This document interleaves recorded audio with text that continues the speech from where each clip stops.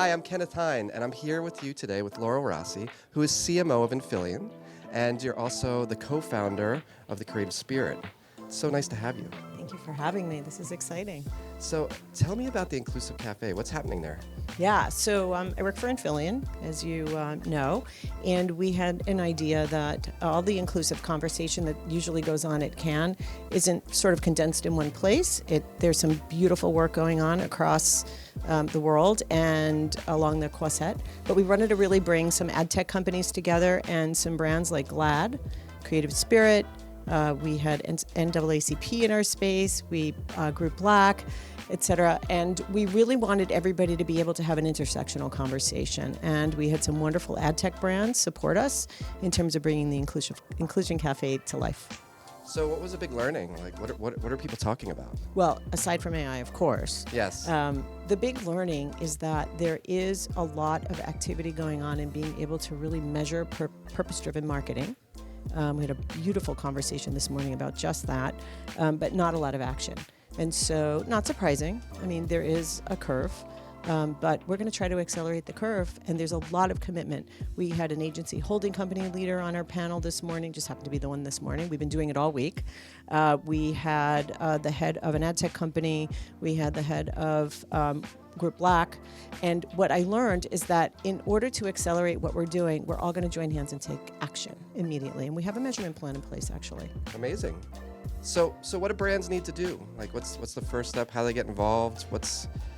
How do we get that action going? Well, number one, I think we don't need to be afraid of nomenclature. And that is, we agreed this morning that, and all across the week, that we would not get hung up on language and making mistakes. And so that intersectional conversation is the one we need to have, not just specific protected class by protected class. So that's number one.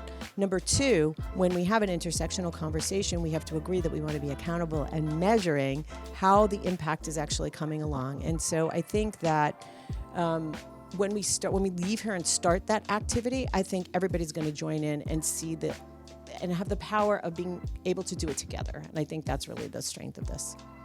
So when we're looking to the future, 5 years down the road, like, how do we really transform things? Yeah, inclusivity isn't scary. I think the idea of being measurable and accountable and representing everyone will also cue a number of things over the next 5 to 10 years in terms of measurable results around mental health, as an example. We know that belonging contributes to mental health, and that's going to contribute to a much richer dialogue across every organization and all across the industry. And so it's not just about special populations, but it's about making the new normal be something that makes everybody happy to be at work, frankly, and do good work. It's a great aspiration. So, okay, a little bit of a curveball. If there's one thing, one actionable insight that you recommend that our viewers take away from your experience this past week, things that they should be thinking about and doing, what's kind of one, if you could pick one, what would it be? I'd love to. Can I have two, though? I'll do two. One and a half. How's that?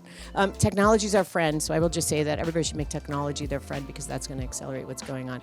And I would say the one thing that we talk about at Creative Spirit in terms of getting people hired into positions with disability is take action, and that is not specific to disability. Across this purpose-driven landscape and across the inclusion landscape, it's really take action, any action right away. Amazing. That was only one, though. I was 1.5. Oh, there you go. Oh, that's right. Okay. So thank you so much. It was great having you. Tune in for the rest of our segments. We've got lots of great other insights, and thank you, and thank you. Thanks so much for having me.